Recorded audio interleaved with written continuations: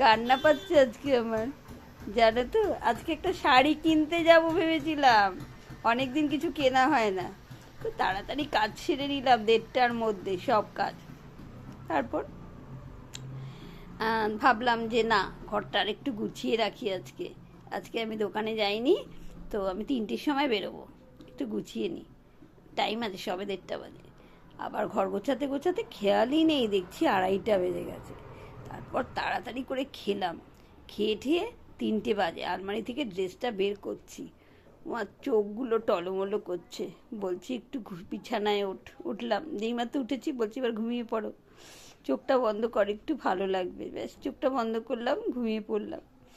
উঠে দেখি 4:30। যাওয়া হলো না। ভালো লাগে না গো, আমার ইচ্ছেটাই বৃথা হয়ে গেল। শাড়ি কিনবো, কত ইচ্ছে ছিল। তারপর এখন আবার ভিডিও করতে হবে, এই তো চলছে আমার সঙ্গে। কোনো ইচ্ছাই পূরণ হয় না আর ভিডিও করতে গিয়ে।